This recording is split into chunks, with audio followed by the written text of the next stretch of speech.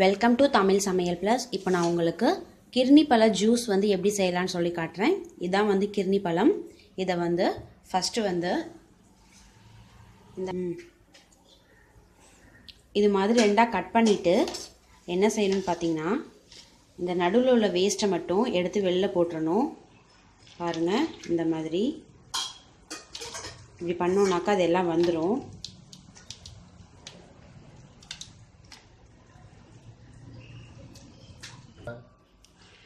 இந்த மாதிரி இந்த விதையெல்லாம் எடுத்து போட்டுட்டு அதுக்கப்புறம்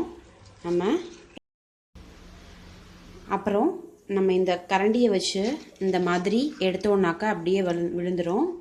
ஸோ இதை வந்து நம்ம ஜூஸ் ஜாரில் அப்படியே போட்டுடலாம். பாருங்கள், ஈஸியாக வந்துடுச்சு. இந்த மாதிரியே போட்டுடலாம்.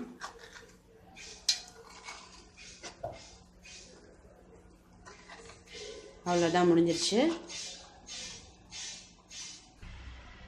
பாருங்கள், இதே போல் வந்து நம்ம இதையும் எடுத்து போட்டுடலாம். இப்போ அதே போல் இன்னொரு பாதியும் வந்து வெட்டிக்கலாம்.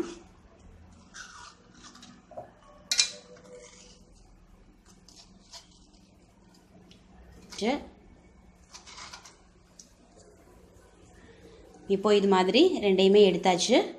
இப்போ அடுத்து என்ன பண்ணணும்னா,